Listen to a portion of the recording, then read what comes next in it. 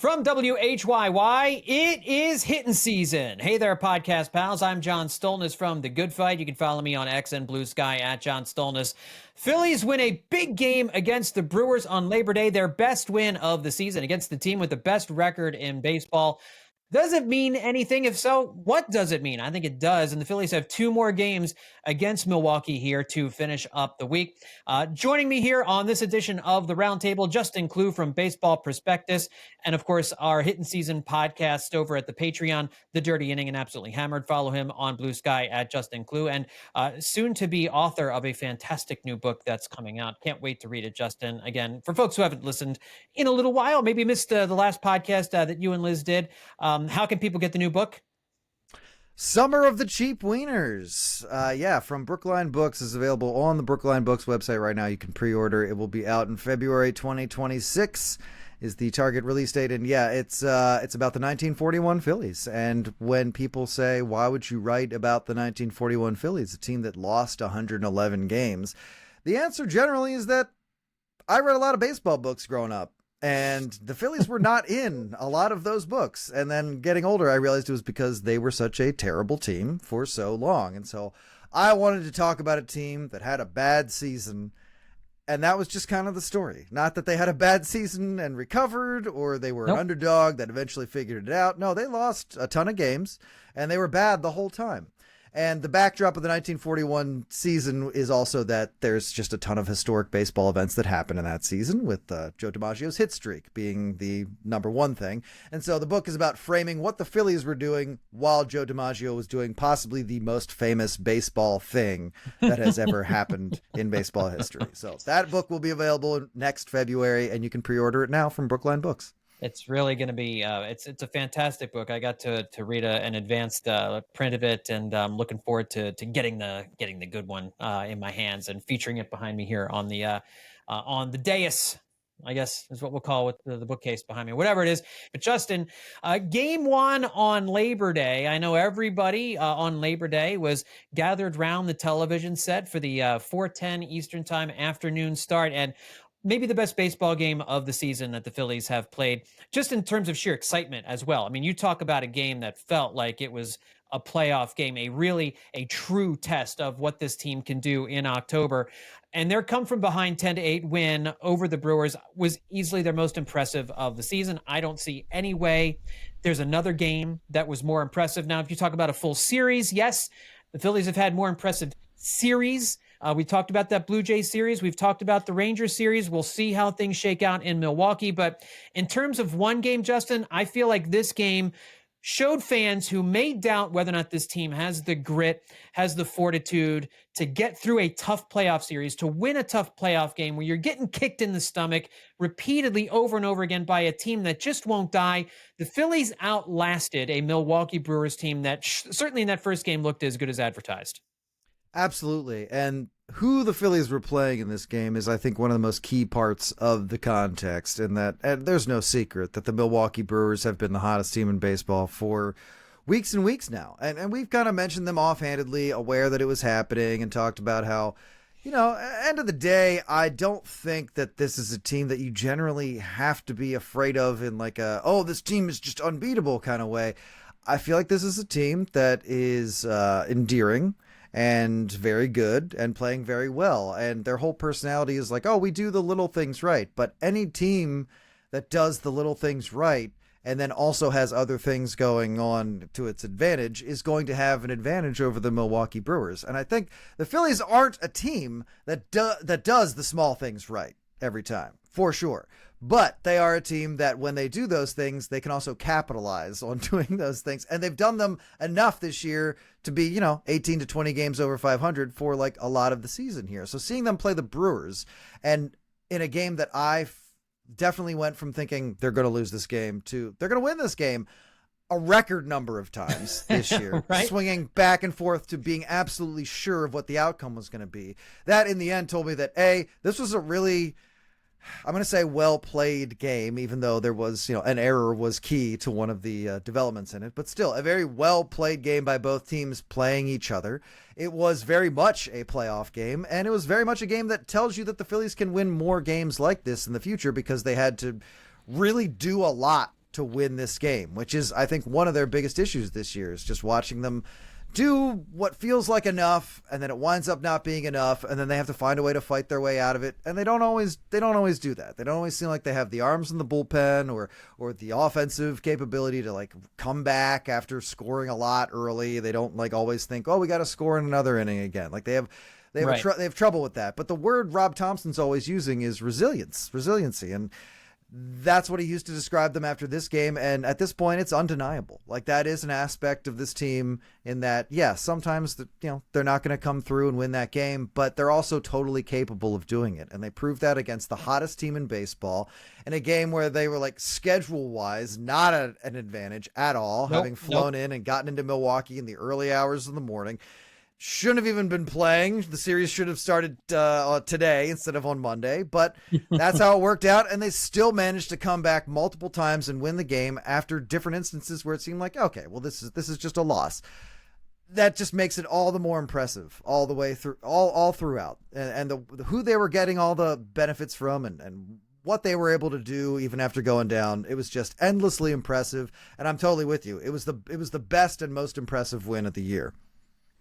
Liz Roscher, the editor of SABR's Baseball Research Journal, also joining us here. Follow her on X and Blue Sky at Liz Roscher. Liz, yes, this game, unbelievable on Labor Day. And we're just talking about, what an incredible job by the Phillies. I mean, to keep coming back the way that they did, I truly didn't expect it. Maybe once with this offense the way it is, you thought, okay, they overcame the early deficit 4-0 and then 5-1. They somehow, they do all the little things right in those middle innings, those 2 sacrifice flies, moving guys over, guys scoring from first base on doubles down into the corner. Like, you just don't see that with this team all that often. And the Phillies did all of that, but then the Brewers just kept punching and kept answering, and you're just like, how? I don't think this offense has another one of those innings in them. They only have 1 or 2 of those a game, maybe. Like, can they do it again? And they did it again against a really good team, against really good relievers who haven't given up anything this year. I mean, the Milwaukee closer hadn't been scored on in 17 straight appearances before the 9th inning on Monday. So, I don't know, your thoughts on what we saw on Labor Day? I mean, it was a big win, and as you and Justin said, it was the biggest win of it was the biggest win of the season. We had to do that thing where we turned it on, and then they went down like 5-0, and we're like, well, this is obviously awful. We're not going to waste the rest of our afternoon on this game. And so we turned it off, and they started winning, and we're like, now we can't turn it back on. And so I'm like following game day and looking at everything and seeing like names like Harrison Bader and Brandon Marsh, again, doing the good things that you want them to do. I think Harrison Bader's probably more of a full-time player now than Brandon Marsh, but like they're both doing the things that they need to do in the opportunities that they're given, especially Brandon Marsh, who's just been on the money, like at least for the last month. He's been so good. It was really gratifying to see them do all the little things right, to, play a full game. Not just be great on the offense, not just, be great on defense, not just, anything. It was, they played the full game when they had to, because the starting pitching and none of the pitching really was there, for them to hold on to. Right. The offense had to be good. They had no choice. They did. Taijuan Walker was not very good in this game. The bullpen gave away a couple of leads in this game. There was, of course, the inexplicable error by Bryson Stott that allowed the Brewers to tie it up. I mean, that was shocking to the core. What was that? I mean, even Thompson said his jaw dropped, because I don't think Stott's made an error since April. I mean, so it was just inexplicable. And you couldn't even get mad at him. It's just like, how did that happen? And to overcome those kicks to the stomach over and over again, that's more resilience than I think.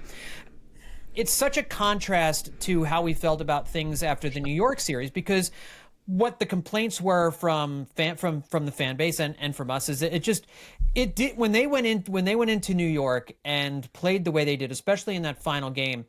It didn't look like they had a whole lot of heart left. Like, it just didn't look like they had a whole lot of fight left in them. And then but then they play the way they did against Atlanta over the weekend, and they go into Milwaukee and win that game after being down. And in a bizarre way, the schedule works too. Like you go in on Labor Day, you get there, like Justin said, at 1 a.m. because you're playing Sunday night baseball, going into a day game the following day on Labor Day. That's just on really, Labor Day. Yeah, on Labor Day. It's an awful schedule. And then you have off on Tuesday. You could have just mailed it in once Taijuan Walker gives up the 5 runs early and you're facing you win the Taijuan Walker Mizorowski matchup. Like how does that? You're facing the little boy who stole Christopher Sanchez's spot on the All-Star team. Right. I mean, Yep. that's got to be demoralizing. The little boy. I mean, you're talking about what the difference is in what this team was able to do. I think we all know it, and nobody's saying it. Yeah. And that this team got back its most important piece for this Here it game comes. Here it in comes. Garrett Stubbs. Yeah, there it is. I knew it. The greatest backup Yes. catcher in baseball history. Third string catcher now. I don't care We've missed about you so. that's a backup. It's backup. Hearing him talk about coming back to Philadelphia, and he's like, "Oh, we got something to eat within the first 30 minutes of being here." This is a guy who is back in a non-toxic way, back on his college campus after graduating, and just loving every second of it. Just being like, it's been long enough that I miss it, but it hasn't been so long that everything's changed. He checks in with the leadership in the clubhouse when he gets there. And he's like, "Hey, are there any rules? Or they're like, is there anything new that I need to, like, I don't want to do anything that's out of line?" best. They're like, "No." He's like, "Great. I'm not aware of any rules. Let's go nuts." You see him playing in that game, running the bases, going back in the dugout, and then you're just like, oh, man. Who knows what his future is and what roster decisions will be made, but it's great to see him out there, and it just, it's not like they're not a fun team, but they made a point by their own admission to be more business-like this year. And seeing the dimension and just like the enthusiasm and the joy that Garrett Stubbs brings is just, it's enjoyable to me as a viewer. So I love seeing it, and, it's not the reason they won, but it was a great component of this very excellent win that we're describing, is that Garrett Stubbs got to be a part of that, an active part of that, and you got to see him run through the dugout, high-fiving everybody after scoring a run in a huge key spot. Go ahead, run. This is and when we talk about different moments where I thought different outcomes were inevitable, you mentioned the Bryson Stott error. I mean, that was the point where I was like, all right, well, that's the exception to what is a rule, which is that Bryson Stott is an excellent defender and is making that play 9.5 times out of 10. But he didn't make it this time, and that ultimately is going to be the undoing. And if you're able to overcome a moment like that, where it's not even something that, like, yeah, that's something that goes wrong for this team kind of regularly. It's something that's like, yeah, no, this is a rule being broken. That's a huge win. And again, I'm not crediting Garrett Stubbs with that. It's just great that he got to be a part of that.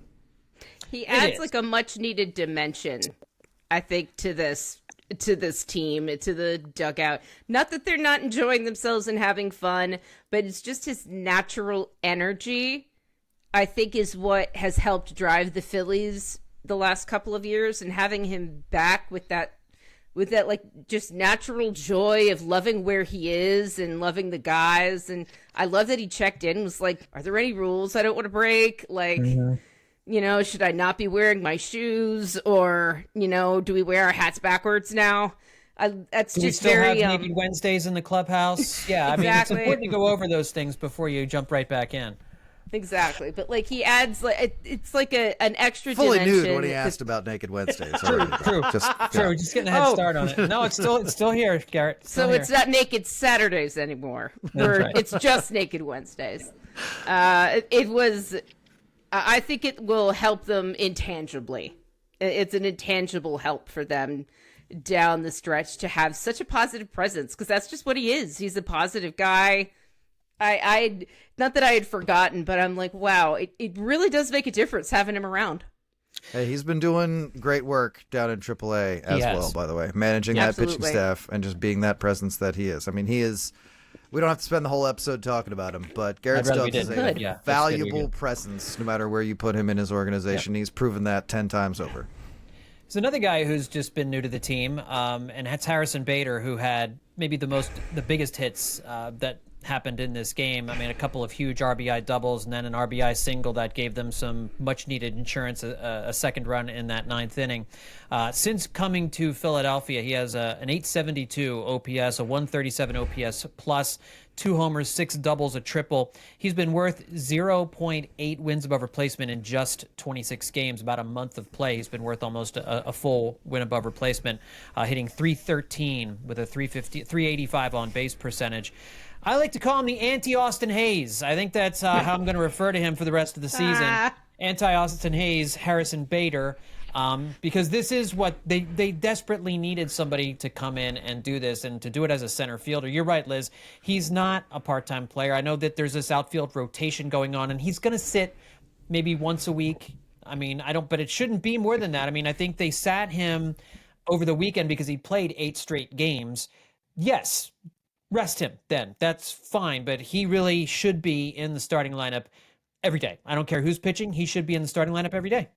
He's too valuable defensively, not. Like, he's not spectacular, amazing out there, but, like, he's a more than competent center fielder, which is something they have not had for, a decent part of the season. They struggled with it last year. And having him there as an anchor and, like, hitting well for me is, like, a fabulous, wonderful bonus. You know, that he's been able to make a difference in the lineup and in games has been great. But I've just been thrilled to see his glove out there and know that he's going to take the right routes most of the time. The balls that should get caught are going to get caught, and there won't be any freak accidents. The Phillies had some, like, pretty okay defenders that were probably torn down by the overall outfield production offensively to this point, which is a very wordy way of saying they needed some improvements on offense or just in the outfield, just in general. And that kind of made the definition of an improvement a lot broader than maybe on other teams, where in that, like, add someone else and just kind of see what happens. And I know at the trade deadline, I made the comparison of it. Like, if all you were going to do was add Harrison Bader, I'd rather you add the Harrison Bader of relievers in addition to Joan Duran. But, like, obviously that view softened even before he had played a whole lot here. And Harrison Bader's reputation coming into this season was, yeah, you know, he's a guy who's not going to hit. He's not going to be your best hitter. You know, you might be looking at like a 230 kind of batting average, like a guy who's lower in your batting order. However, he's up there with the Kevin Kiermaiers and the Jacob Youngs of this world as far as like playing center field deftly, strategically, and in his own way. And that was illustrated in that Sunday night game against the Braves, where they talked about like his specific, I believe they're crab-like, you know, approach to catching fly balls. Yeah. And obviously that works for him, and that alone is an improvement on a lot of what the Phillies have available to them in the outfield. You know, they don't have totally incapable defenders, but again, there was room for improvement, and Harrison Bader improves you on that front as a center fielder specifically, which is a conversation we've had many times over the years as we watched guys like Adam Hazley and other candidates kind of like try to take over the role of not just an outfielder who's playing center field, but a center fielder. And I think Harrison Bader kind of embodies that role a lot more effectively than anybody they've had out there in a while. And for that reason alone, he probably deserves to be playing less as a platoon and more as a full-time player.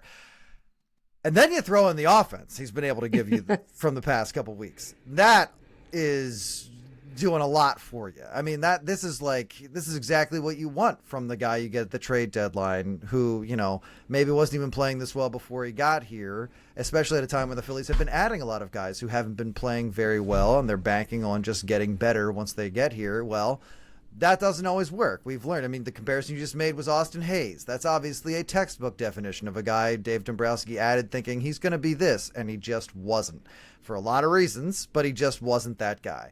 Bader finally felt like not only is he capable of being that guy, but look, he's giving you surprisingly good offense, more potent offense, hitting around 300 since he's gotten here, and that's, you know, a huge deal. Obviously had big hits in this game that we're talking about, but also he just improves your outfield in general. And it's also just the Phillies' turn to have one of these deals work out. Really? So law of averages, my God. this working out, I think, makes a lot of sense. He's the kind of guy that they've needed, and he's not. His approach is very distinct in center field, but like energy wise and offensive wise, he's not bringing like this very unique presence. But he doesn't have to. Well, he can just is, be. Though. I don't know if you've been reading. There was a great article. I forget if it was. I think it was Lachlan. What's Philadelphia Inquirer reporter? March. Yes, thank you. I apologize. The name right out of my head, but I think it was her that wrote an article about Bader, about how his addition to the clubhouse is just really, he's kind of seamlessly fit right in with what they have right now, and you can kind of see. I think there is a unique personality that has joined this clubhouse and maybe given it a little bit of a jolt of energy that wasn't there before. He's a big game player. He's had big moments in the postseason. It's kind of nice to bring somebody in who I think has confidence. And he said it himself, like when you're able to produce right away, it makes it so much easier to ingratiate yourself with the clubhouse and your teammates, something that Austin Hayes unfortunately wasn't able to do last year. Yeah, and he has talked about the energy being a good match for him as well. And I like the relationship he's been able to forge with Brandon Marsh, where they were like, hey, Brandon, this guy's like kind of got your same sort of vibe. Like, what's going on there? And he's like, yeah, I just want us to be able to feed off of each other.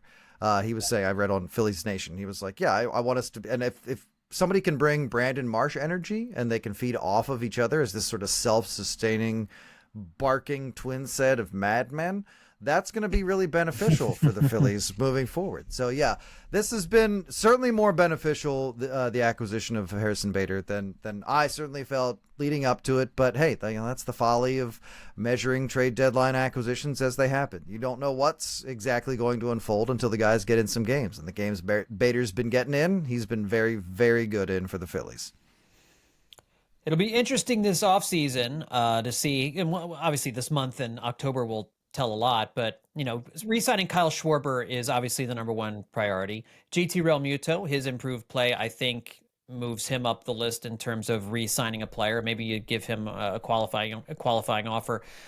But Harrison Bader now enters the conversation. If he really finishes the season strong, there's not a great center fielder on the free agent market. He'll probably get a multi-year deal somewhere if he continues to play like this. He could be he's already approaching 4 wins above replacement this year, which is, you're a good player if you're doing that. You're a borderline all-star player if you're doing that. And, he could be in the mid 4.5, 5 region by the time the season's over here. So it'll be an interesting decision to see how the Phillies are going to allocate their funds this offseason, because it seems like you want to bring some different blood into the organization, I think, a little bit moving forward. But then you've got these 3 guys who you may need to re-sign this offseason. So, yeah.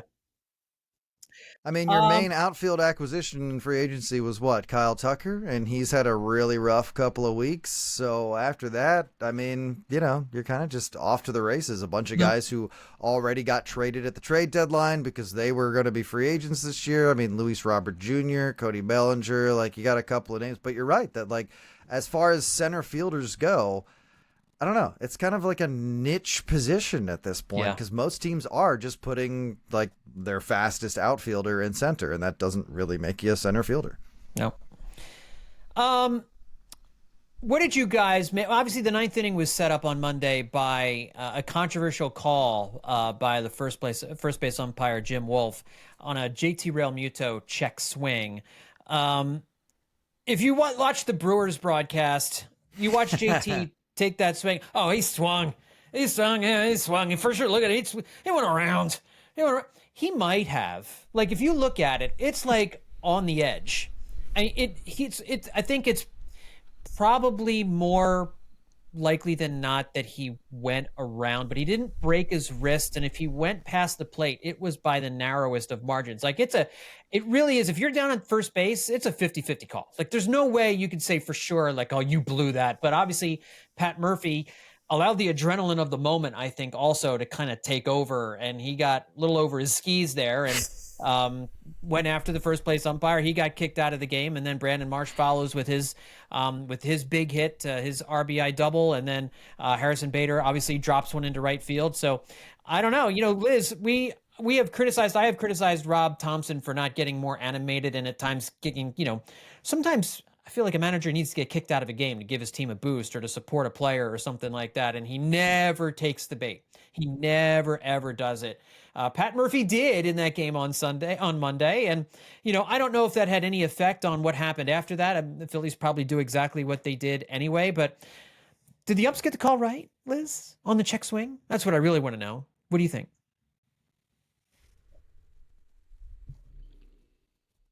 I don't know. I'm really reluctant to say, like, it sounds like a cop-out, but, like, you're right. It could have been either one.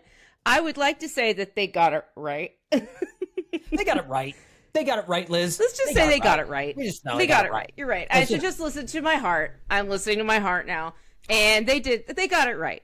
They got it right. I mean, and I feel like Rob Thompson unless one of his players are seriously about to get ejected, because he'll get between an umpire and a player most of the time. Does but I would say he doesn't get between Bryce Harper and an umpire. I'm genuinely asking. I don't know if he does. I really don't know if he does that. Phillies players don't often get into it with umpires. Also that. There's that. Like, I think unless like a player is really getting into it and is getting into an umpire's face, it is like a half a second from being ejected. Thompson will let his players do what they need. He's never seemed like the kind of guy who thinks he needs to get his players up. Like, he feels it's the player's responsibility, and I think the players feel that way too. They don't think it's the manager's responsibility to get them excited or, light a fire under them or anything. Like, they're all grown-up men. They know what they have to do, and that's kind of why they don't really ever get into it with umpires like that. Do you think that makes him more or less of a player's manager? I actually think it makes him more. He doesn't feel like it's less of a... I mean, a coach and a manager are essentially the same things. But in baseball, it's a really... The job of a manager feels a little bit different than that of a traditional coach. Like, a coach, a lot of times, is like a dad figure. And Rob Thompson has never wanted to be that for his players. Even when they were younger and there was daycare, that was never the dads were Bryce Harper or JT Realmuto. Like, I think he wants the clubhouse to have the players run the clubhouse. And the difference between him and Joe Girardi is that he's made that clear. He's like, this is your clubhouse. You have to run it. Like, who did Garrett Stubbs go to when he asked if there were new rules? He didn't go to Thompson. Why would he know? It's not that, he wouldn't know, but, like, you don't go to him if you want to ask a question about what's going on in the clubhouse. You go to the players. And I think his approach to all that is really indicative. He doesn't ever seem like the type of guy who'd be like, I need to go and light a fire under these guys, get them fired up, show them whatever.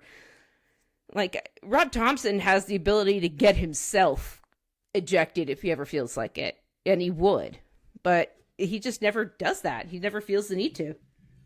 Yeah, I agree, and I do think that it makes him more of a player's manager. I would say honestly, but that's where I would draw the line on being a player's manager. At a certain point, you're a manager, and that's managing your players pretty directly. Is getting out there when you know a player who's important to your team winning the game is in danger of getting ejected. You get out there and you get in the way, and you take that ejection so that he doesn't. And everyone, can see that you're doing that, and it's a nice thing for the players to see that you're going to be able to do. And you're right that if the Phillies kind of have a clubhouse and an environment where he doesn't need to do that to prove that he's a player's manager, I totally agree with that. I think that's a fair assumption. But I think there's a certain amount of managing that has to go into being a manager, and I think that is an aspect of it that, like, you got to do that. However, I think we're right in saying that, like, the Phillies don't get in a lot of umpires' faces in the first place, so it winds up being largely a non-issue. To go back to the original question, however, I will say that I've seen what JT Realmuto did called a swing 1 billion times in my life. I think that is a swing, and I think he was out. And I think they missed it, and I think it's great. And I think Pat Murphy lost his mind because there's a certain amount of entitlement in the Milwaukee Brewers right now. And it's totally totally earned. They have completely earned that, and they should have it. However, there's an amount of entitlement in their fans and their players and their manager that they're just going to win the game. That there's going to be a way that they win the game. Whether they look like they're going to or not, they're going to win the game. That is such a healthy, good mindset for your club to have in September. Unfortunately, they had it largely in August so far. We'll see how long it lasts in September. That being said, yeah, I think that's where a lot of that anger and frustration came from, was that, like, oh no. And also they had a 5-0 lead and, like, could have won that game at different points, same as the Phillies could have. So there's plenty of frustration there. And if you want to hinge that, if you're anybody on the Brewers side, whether you're the players, reporters, fans with blogs, whatever, you're going to frame that around the controversial decision of not saying JT Realmuto swung because of exactly what it led to seconds later. The kind of thing we've seen happen to the Phillies countless times when calls haven't gone their way this year. This is not the product of some vast pro-Phillies conspiracy, but JT Realmuto, like there never be one. He swung at that pitch based on most definitions of what a swing is. But I'll go even broader and go back to my point that I've brought up a couple times, which is I don't think any umpire in the history of Major League Baseball has ever gotten the appeal sign and known what they were going to say. I think it's been like a doctor hitting you with a hammer on the knee, and they've just been like, whatever their body did first was the call. Yeah. It was not, oh, yeah, I was paying really close attention to that and then responded. No, you've seen clips of umpires who are just like, oh, me? Swing for sure. Yeah, swing. Like, it's the equivalent of a policeman looking on their phone when they're standing somewhere they're ostensibly supposed to be guarding. I'm not saying this umpire did that. I'm just saying in a lot of cases, it's just reactive and instinctive what they do with their hands. I swear, I have no evidence to cite for this, but I just feel like in my experience and what the actual thing is that they're trying to do, in more cases than not, it is a reactive response. That all being said, I think he swung. They could have called it a strike, and you wouldn't really have had an argument to make. And if the Brewers want to make it about that, they can. But at the end of the day, there was a bunch of different times the Brewers could have won that game. Same with the Phillies. The Phillies found a way to win it. Just in a phenomenal game. But I will say, too, like watching Pat Murphy kind of go off there, I have gotten upset at Rob Thompson for not showing more fire and getting himself kicked out of games to get his team riled up. And as I watched Pat Murphy get kicked out, the way it came through to me was that wasn't a great example to show to a young team in that particular spot. Like, you got to pick your spots there. And I don't think he was picking a spot. I think he was truly generally outraged at the non-call and just wasn't able to contain his emotions and got kicked out of the game. But I don't think for a club like the Brewers that's kind of young, doesn't have any real postseason experience among a lot of these young guys on the team, I don't know that was the best thing. I don't know that was the best timing for that. That might have been a time for a little bit more Rob Thompson stoicism. I mean, sure, you get on the dugout and you can yell a couple of things, but, maybe not take it so far, because it seemed like he unraveled, and then not long after that, the Brewers kind of unraveled a little bit, and so,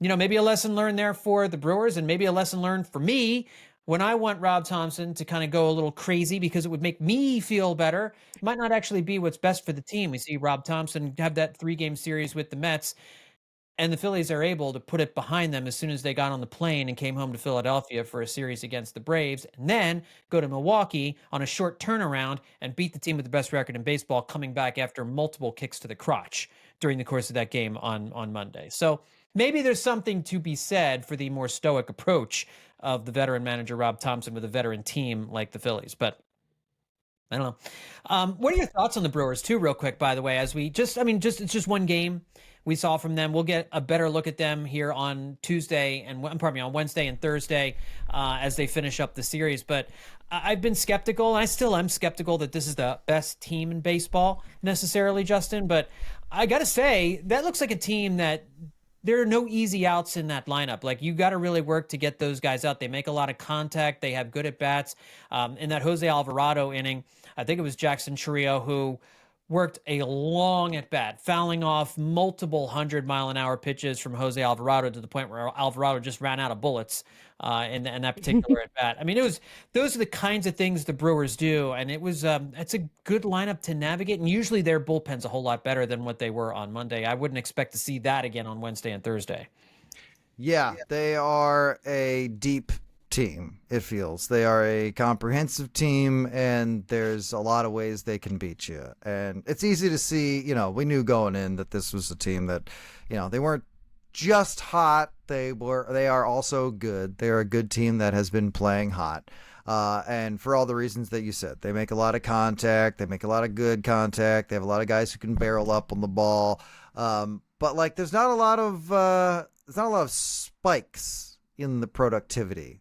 I feel like it's a lot of it. The Brewers are a really steady team, which is a strength for sure. It's also, something that like if a couple of these guys start spiraling, then I don't think it's going to be tough to see like the whole of them going together down that road. But at the same time, this is a team that's got strengths pretty much everywhere you look, and that's a tough team to beat. That's a tough team to be in September. When a lot of people are dealing with injuries and absences, and the Brewers are dealing with those too. And that's part of why they've been considered so good, is that at their hottest, they were without Jackson Churio. They were without Rhys Hoskins. They were without some key members of this offense and key members of this team. And they still managed to put up the best numbers in baseball. I mean, I think they're out of that kind of like dead sprint they were in, but that went on for a long time, and it put them pretty firmly ahead of teams like the Phillies, who have been playing really well for most of the season, ahead of the Dodgers, ahead of the Padres, ahead of everybody. So everybody's like fighting for their 80th win, and the Brewers are already like, yeah, we got 85. We're moving on. So there's a reason they were able to get that hot. And the thing that always brings them back down to earth for me is that the hot streak they were on was a product of that. It was a product of them being very good, fundamentally, and having this great core that's evenly distributed talent up and down the lineup. But at the same time, they were also benefiting from just being a really hot team. And, that's a great team to be. But timing wise, it doesn't always work out for you. And for the same reason the Brewers are very, good, is that they're also very beatable. They're gettable, and there's vulnerable points within their strengths, like the bullpen that we saw. That's like, normally this is very good, but the guys out there aren't necessarily long-term successes. They're current successes, and you're not necessarily going to be able to build around some of the talent that's in the bullpen. You're not necessarily going to rely on all of the bats going off. I mean, I think the Brewers are about as surprised of Bryce Terang's success than anybody recently. So that's an aspect that is like, welcome to the team if you're that team, but also an area where you're like, all right, well, how seriously are we taking this if you're a team that's going to be playing this team in the weeks ahead?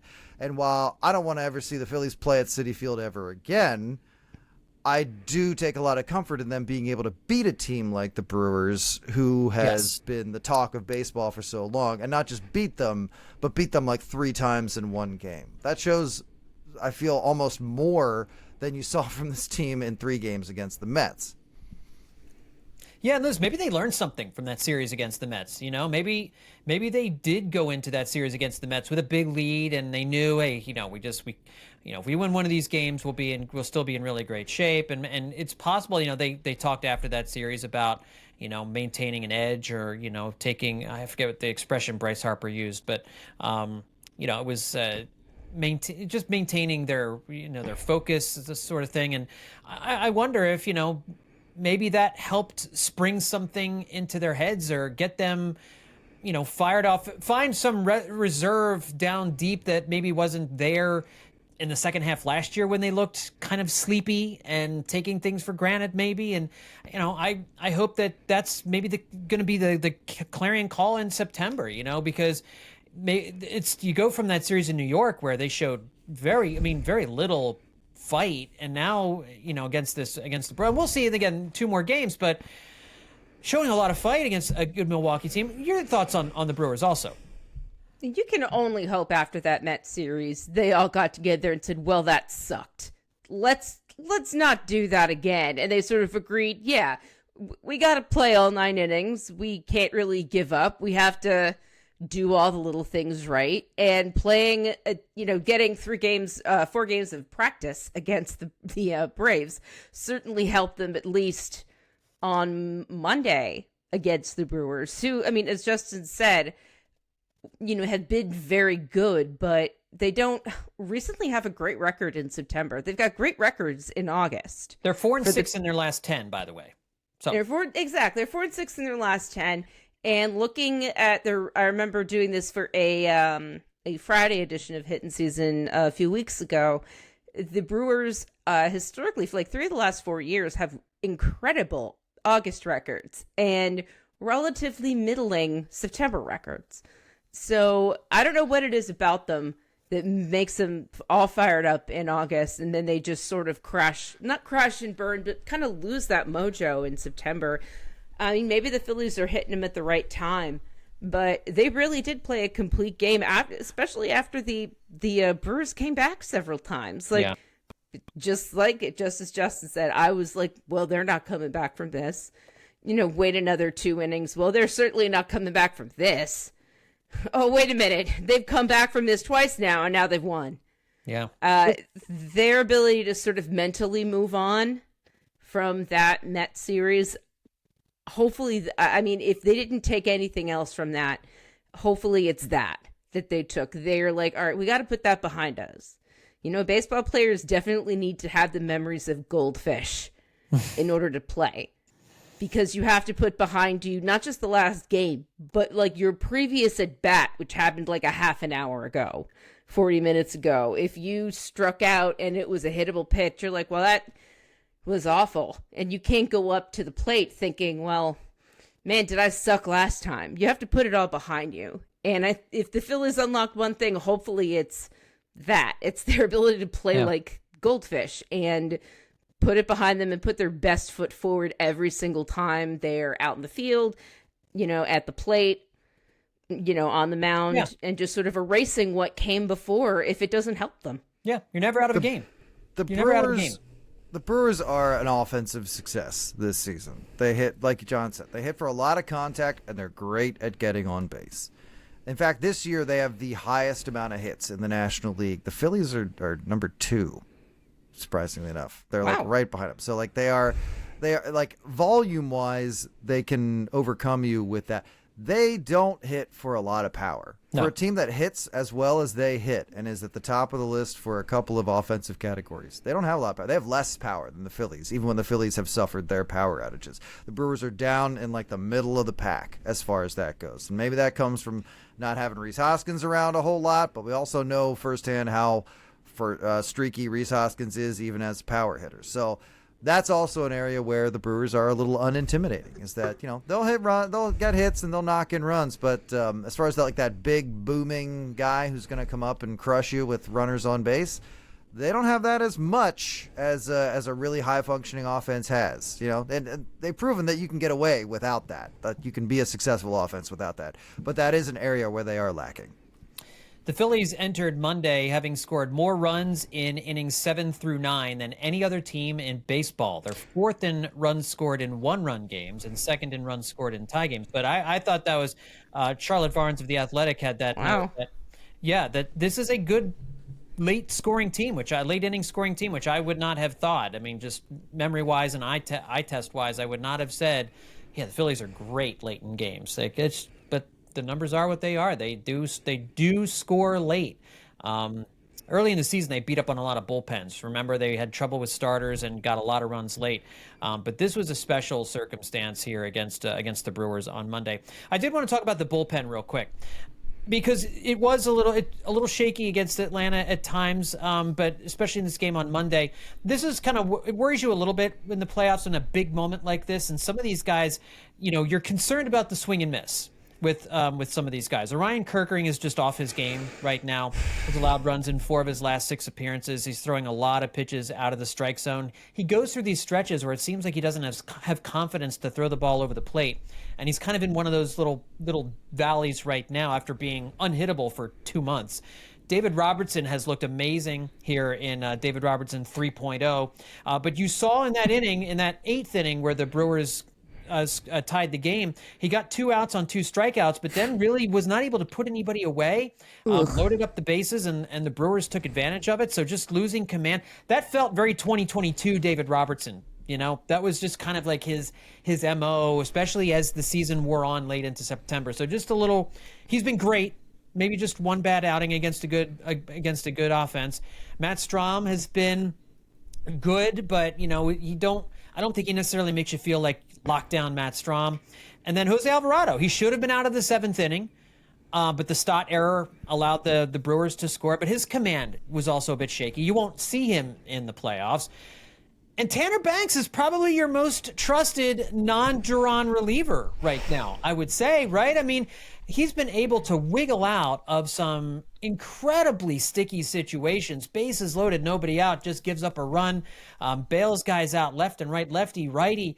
I mean, this guy, I would trust him in the 8th inning of a game right now more than I would pretty much anybody else. Maybe, Liz, is he the most trusted reliever outside of Duran right now? I think he kind of is.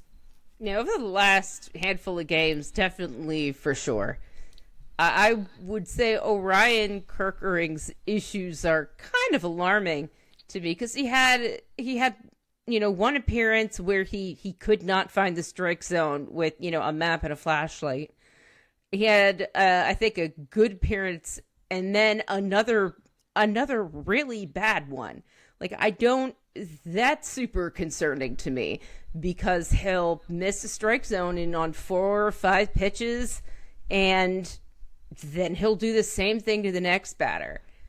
And if Rob Thompson puts Kerkering out there again and he's got he needs to have someone warming up if he's going to put Kerkering out there. He's got to have someone warming up when he's out there. And I know that might be a bad thing for his confidence, but it's a good thing for game planning and management.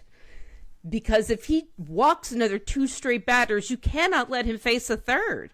He's got to get it together. I don't know what he has to do, but they will need him down the stretch and in the playoffs. I'm not surprised, I guess, about Tanner Banks doing well. I'm concerned that it's not that it's all luck, but I'm wondering if some of that luck will run out at some point because consistently wiggling out of jams isn't always just skill. It can also there's luck involved sometimes. Yeah, there's a fair amount of luck involved in it, and I worry about that running out and turning at the worst possible time. And so the Phillies just need one of these guys in the bullpen needs to get themselves together and remember how to pitch a ball into the strike zone, man. Orion, can you find the strike zone? Whew. Well, the good news is yes, he can, because this is not the first time we've seen Orion Kerkering do this. Oh, yeah. He is sort of a back and forth guy, and he's had stretches at different times where even coming off pitching well, he's looked like his command just isn't there anymore, or he's not getting guys to chase out of the zone, which are both ways that are going to hurt him, and based on what he's able to do. So, not being a pitching coach, I can't tell you exactly what he's doing wrong, but I can tell you that in the past he has corrected things and gotten back to a more effective level. And so the Phillies' best advantage here is that it's early September, and a guy like Orion Kerkering can still reconfigure and get himself back because it's something he's done at least 2 or 3 times, I think, even since being a principal member of the Phillies bullpen. Because back when we were even just a month ago, talking about the secret success of the Phillies bullpen has come down to guys like Kerkering, Strahm, and Banks pitching really well. Well, Banks has continued that success. Kerkering has kind of famously fallen off. And you're right about Strahm. He's just, one of those guys who'll get you 2 quick outs and then a walk and then a home run. And then suddenly you're like, well, wait, what just happened there? So I still like Matt Strahm, but he is, he's really become, less reliable at the moment. If you need a clean inning from a guy, and I think again we're talking about the Phillies bullpen, which has not always been a definable component of the team, and even when it has been, we sometimes realize months later we've had the wrong idea about it. I mean, how long did it take people to talk about how good Tanner Banks has been? It feels like he was lumped in there with everybody else, and then somebody looked at the actual numbers and was like, hey, for the last couple months this guy's actually been very good. I think this is just another window in which guys like Strahm and Kerkering have to be able to adjust, and that's been a strength of theirs in the past, is that they've been able to pull out of stretches like this and actually put together a bunch of scoreless outings in a row following that and can resemble a reliable bullpen because, again, the pieces are there. Banks is out there and Duran is out there. Guys like Strom and Kerkering can still be strengths. Having a rough time of it it doesn't have to be the end of the world. And, we're not talking about it, but in that game where Taijuan Walker did not have it and gave up a bunch of hits and a bunch of runs, Phillies had to turn to the less popular members of their bullpen or the completely unexposed parts of their bullpen, all of whom did their jobs as well. And Tim Meza and Daniel Roberts, like that's a key part of that game too. And that they managed to keep the Brewers mostly off the base paths and not let them score in what was essentially at that point garbage time. So that's not an easy job either. I was going to mention Tim Meza real quick because, they picked him up off of waivers. He was injured most of the season, but had good numbers for Pittsburgh, has had good numbers in his career 3.84 ERA, 313 strikeouts and 312 career innings as a left-hander. I mean, he could be a guy. I think he's going to be on the postseason roster. And I think he's going to get I think some big he innings. Absolutely is going to be on the postseason. I totally agree.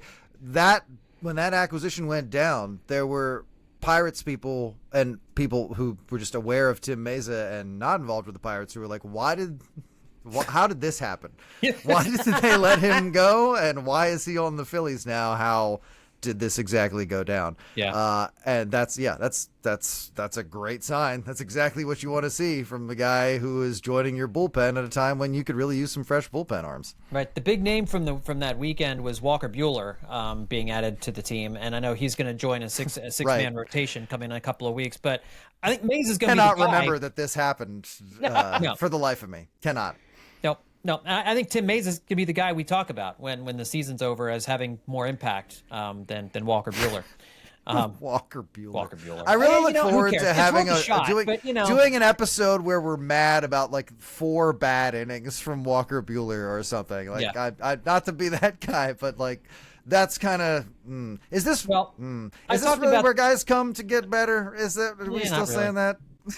I mean, I talked a little bit more about the Buehler thing on 1006 because it's obviously a statement about Andrew Pater as well, and the fact that they don't feel like he's a solution or he's could totally be fine, and that's it's right. whatever. But just for this year is all. Exactly. That's it. All right, I do want to, now that we are into September and we have 1 month left in the season, I did want to ask you guys to give me some predictions on a couple of things that I have listed here. But just to mention, as we go into the game on Wednesday against the Brewers, the Phillies will enter with a 5.5 game lead on the Mets. The Mets, you talk about a schizophrenic baseball team sweeping the Phillies, and then it's almost like a trap game in the NFL. The Marlins come into town and they lose 3 out of 4. And the offense did pretty well against Miami, but the pitching staff was a disaster. So they just couldn't carry the momentum against the Phillies into that series against the Marlins. I think it was clear they expended so much mental and physical energy in that series, getting up for that series and getting it back to 4 games. They had nothing for when the Marlins came in. And now here they are in Detroit, a team with the best record in the American, or the second best record in the American League, vying with the Blue Jays for best overall record in the American League. And they're just destroying Tigers pitching. 10 runs on Monday, 12 runs on Tuesday, 22 in 2 games, and winning the first 2 games against the Tigers team. That looked like a spot where I thought Phillies might be able to gain a game, or at least, hold steady. And we'll see. Maybe they will hold steady and gain a game at some point here. But the Mets coming off that Marlins series, now winning a series against the Tigers in Detroit. It's impressive. The way the offense is playing, it's impressive. So, we'll see if they can finish it off on Wednesday or not. All right, so I want to get these September predictions from you guys. 1 month left. Let's do this. Kyle Schwarber, of course, had the 4 home run game last Thursday. He has 49 home runs as we enter September. Will he break, Liz, Ryan Howard's record of 58 home runs? Regular season home runs? Yes. Will he hit 9 in September 10 to break the record? I'm going to say no. I think he might come close, maybe at the most tie it, but he's been a little cold lately. Even with that 4 home run game, he's been a little cold. He has been. And I feel like maybe people are putting a little too much pressure on him for it. And so I'm going to say no, and I think that's totally okay. Absolutely, it's okay. I mean, if he's how the season he's already had is incredible. Seriously. But Justin, will he break Ryan Howard's record? Well, I'll say yes. I feel like because my thinking was the same as Liz's coming into this, thinking that like, I think he'll get close, but not do it. But if he's capable of getting close, then he's capable of doing it. And September isn't historically his worst month for home runs. It's also not his best. His best was this past month, honestly. And as you guys said, the absolutely, power of the sun that he was hitting with did drop off a bit. But I also don't think that means he's done. Like, I don't think Kyle Schwarber's tapering off just because he doesn't hit a home run in a series or goes hitless even in a series. I think it just means, he's waiting for his next chance to homer. Schwarber was the guy whose comments after that Mets series that kind of stood out the most to me, and that he was just kind of like, all anybody was talking about in our circles was like, oh, what does this mean? And like, how bad is this? And he kind of reiterated what the Phillies always think, which is just like, yeah, and we have a game today that we're also going to try to win. And those games didn't work out, and that sucks, but we're not going to be bothered by that. We're going to go out and try to win today. And it's not like the most special or distinct thing, but it's a nice reminder, I think, for people to hear that like a team that has been pretty outward with like, hey, we're going about this very business-like this season, and we're not really interested in all the outside noise. Remember, like that's like a real thing. And they managed to do that without becoming this like boring, quiet team. They're a team that operates on that level, and Schwarber operates on that level. And I think he's fully capable. If he needs to hit like 12 home runs instead of 10, I think he is fully capable of that, probably this year more so than any others. So yeah, I'll say yeah, I'll give it to him. I think with a month left, he can break Howard's record. I think he can do it. Does he get to 60? If you think he can break it? 60 Why not? Yeah, I'll say he does break Howard's record. I think he breaks it by 1. I think he falls short of 60. I think he finishes with 59. 10 home runs this month. I think Kyle Schwarber hits 60 home runs, then lays down and goes to sleep in a sunbeam, and then wakes up for the Phillies' first round of the playoffs, which happens after a bye. So he's nice and rested. I love it. That sounds wonderful to me. Who has the better final month, Justin? Rangers Suarez or Jesus Luzardo? I bet it's going to be the kind of thing where Ranger has the better month and then doesn't have the better postseason. And Luzardo actually pitches better than him, like significantly in the postseason. So I think it'll wind up being something like that, where everybody gets really goosed up about Ranger and he like locks in and goes in full Ranger mode and doesn't carry them through September, but winds up giving people a lot of confidence about the postseason. But then like Luzardo winds up being this much more key figure in October. Liz, what do you think? Who's better over the final month, Ranger or Jesus? I'm going to say Luzardo, purely based on how he's been pitching lately. He's been great. The fact that he couldn't get the win during his last outing just crushed me. Yeah. It was just like, God, no. I mean, and honestly, I don't even remember if they won that game. No, that was the Sunday night game. Yep. He pitched so well. He pitched really well, and it's been great to see him, putting it all back together, which he's been doing periodically, in fits and spurts since he had that awful period earlier in the season. But, we know what he can do, and it's great to see him do it when we need him to. So I think he'll have a great final month. And I don't want to make any predictions about what that means for the postseason. No, and I think the way Luzardo's throwing right now, as long as he stays healthy, he's throwing 98. I mean, 97, 98 miles an hour. His stuff is unbelievable. And I think Ranger is getting through some outings with some guile. Now, his velocity had been back up over his previous 2 starts before this last one against the Braves, but he's really good at kind of dealing with, well, not really good. Sometimes he's not really good at dealing with diminished stuff, but he has been a couple different times here late over the last few weeks, and I just think Luzardo's stuff is going to play up better here over the last month. So I think it's going to be, I think Jesus Luzardo is in line not only to have the best final month, but also to be the number 2 guy in the playoffs that this team really needs, which, maybe it's not a break that Zach Wheeler got hurt, but Luzardo was headed to the bullpen. There's no doubt about the fact he was headed to the bullpen. So it'd be quite interesting if he becomes this number 2 team's game 2 starter in the playoffs and has success there. Aaron Nola, Liz, does he have an ERA under 4 for the final month of the season? I'm going to be ultra positive and say yes.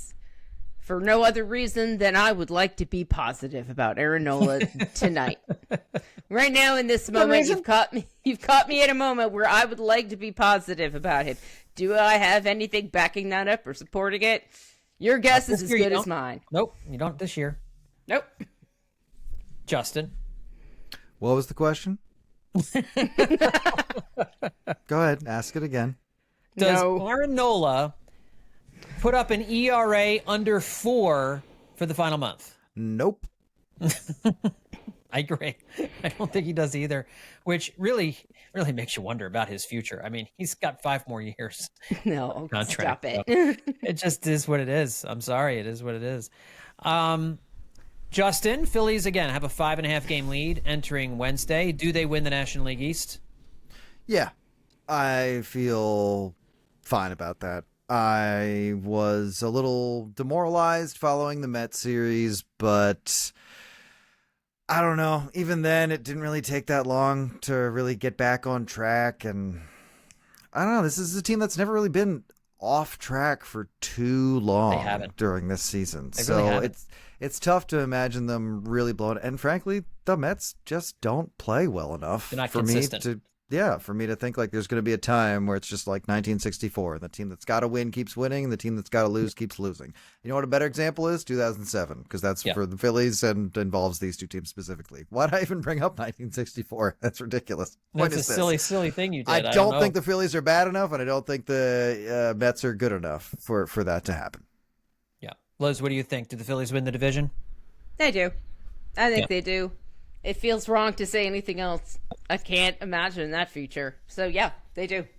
And looking at the strength of schedule the rest of the way, the Mets have the 5th hardest schedule with a .519 opponent's winning percentage, 4 against the Phillies, 3 against the Cubs. They got another game against the Tigers, 3 against the Padres, 3 against the Rangers, 3 against the Reds, and then just 6 games against the Marlins and Nationals, while the Phillies have the 12th hardest schedule with a .509 opponent winning percentage, 2 in Milwaukee, 3 against LA, 4 against the Mets, and 3 against Kansas City, but they also have 3 against Minnesota, 6 against the Marlins, and 3 against the Diamondbacks to finish up the season. So the Phillies do have an easier strength of schedule the rest of the way.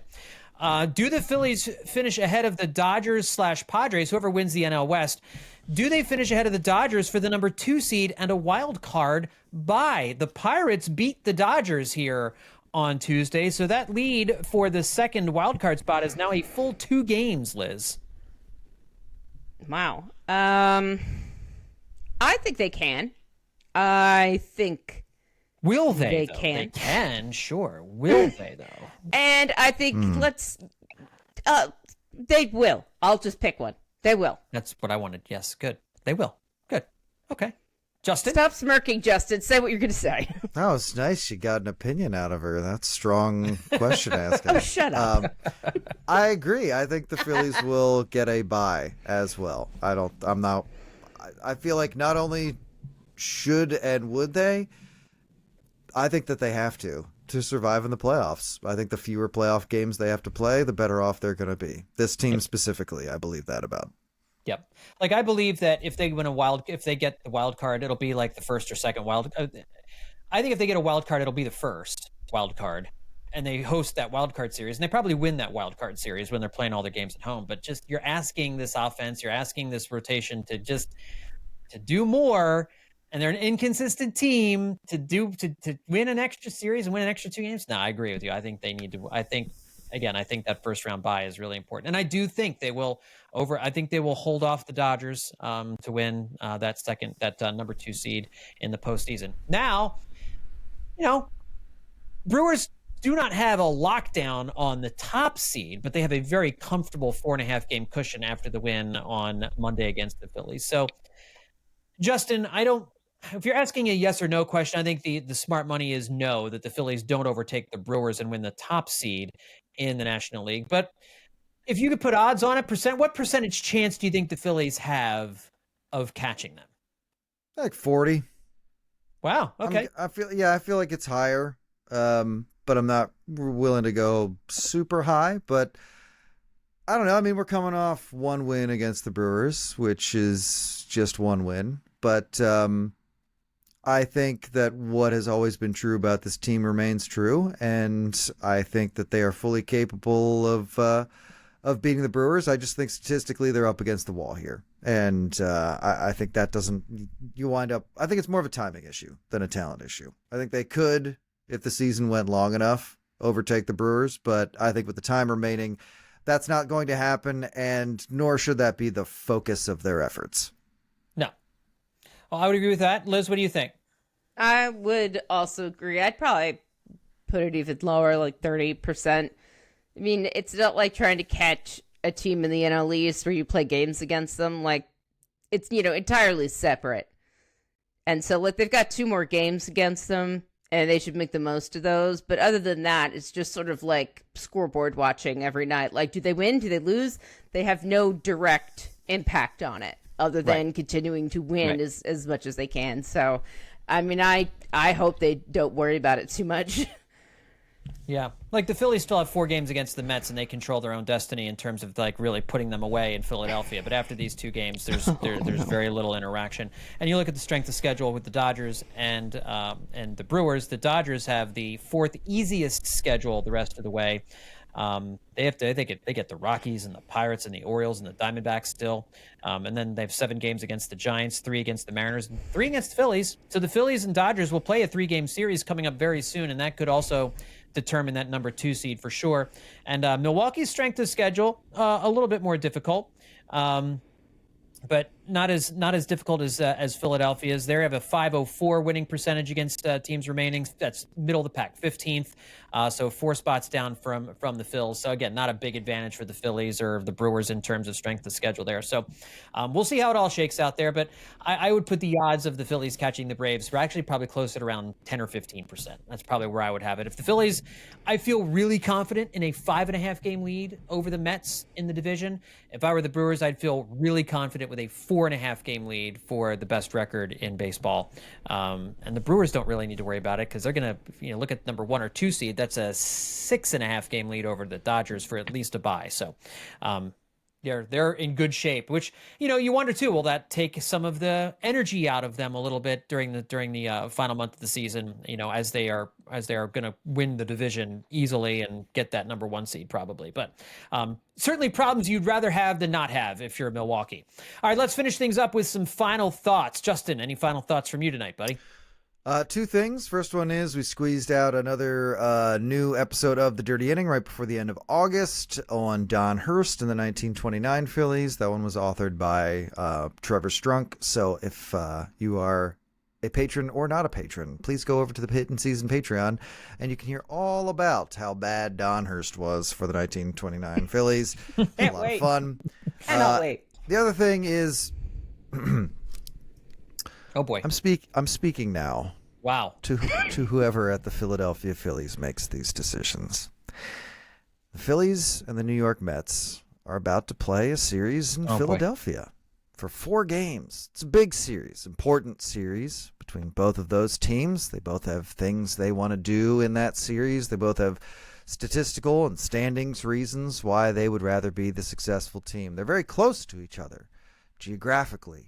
Proximity, which means that a lot of times they'll be in each other's ballparks. And what I'm saying to you now is based on the recent history that I can't believe I've had to talk about on this show and many other shows before. But I'm telling you now, Philadelphia Phillies decision makers, that I'm aware of how little influence I have in this world of media adjacent commentary in which we live. But I will use every ounce of what that is to be against you if you for even 1 second, in even some small way, permit a New York Mets fan to throw out the first pitch at any of these games.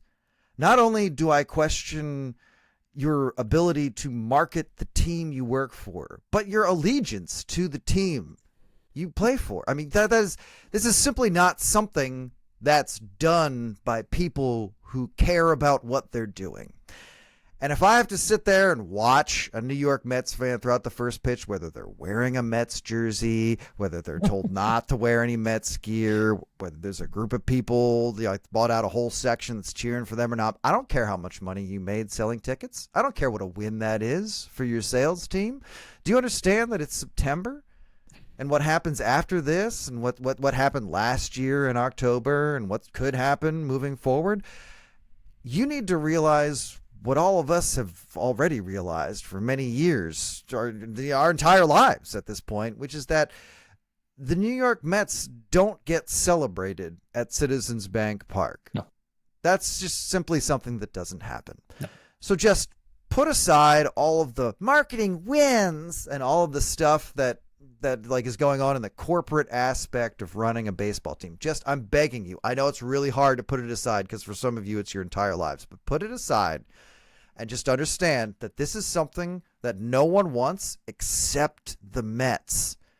So just don't do me the favor of not letting someone into your house who considers it their job to disrespect it.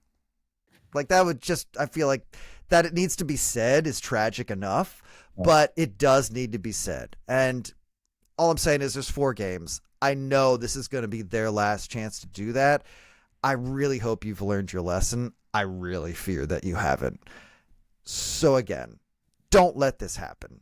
I beg you. I beg you not to let this happen. Please. And I want the Phillies to understand how gentle Justin's trying to be right now. He's saying it with the caged up rage. That was very professional, I feel. Of a father whose sons have been fighting all day, and then one of them just broke a high-priced lamp. Okay?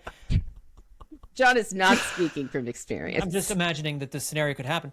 But with the biting the bottom lip, entering quivering anger that you're trying to it's admirable, Justin, how you're holding back right now. Just, and I know you're hoping not to have to unleash the battleships, but right, which is what I was going to say. I appreciate it. Is that there's a reservoir being contained for should this happen. Right. The reaction will be much differently. But I think a lot about the time when I was a kid and I overheard my dad just talking shop with some other dads and saying like, yeah, I try not to, when I'm mad in the moment, tell them that like you're grounded for 1,000,000 years, because you wind up having to back off of that because you're reacting emotionally. Exactly. And then what credibility do you have moving forward? You got to be able to just focus that energy, develop the punishment, and then let them know what it is when you're in a more rational state of mind. And I feel like I've maintained that. Phillies, don't do it. Push him. Don't do this. You're not going to like where this goes. All right. It's not a threat, but you're not going to like it. A promise. It's a promise. All right, Liz, can you top that for your final thought? I can't. So all I'll say is if you want to hear Justin truly unleashed on this topic, head over to patreon.com/hittinseason and subscribe so you can listen to Absolutely Hammered, where you can swear and there's drinking, and Justin will undoubtedly let his true feelings be known, whether or not they do this. And I have to say, the Phillies just got swept by the Mets. Read the room. Yeah, that's the thing. I'm like, they just got swept. The amount of swearing I'm holding back whenever I talk about this. Yeah. We're a family podcast, and I can't do that anymore on the main feed. Nope, not here on the WHYY feed. No, indeed. It's like, really understand. They just got swept by the Mets, their division rival, and the one team that could overtake them to win the pennant. Like, if anyone is even thinking about this, if it's been brought up in a meeting any time in the last month, that person should be fired. I don't care who it is. Doesn't matter if they're the most valuable person. It's because they think that this is appropriate, that they thought it's appropriate at any point. That's all. I'll say this. Let me just throw in one thing real quick. Please. One of the promotions or events that they're having during this Mets series, they're doing part of their Strike Out the Stigma panel discussions, the Phillies are, before this game on September 9th. And the subject is the positive impacts of social media. So I'm already concerned of where their heads are at. What are we doing here? What are we doing here? Oh, guys. Yeah. All right.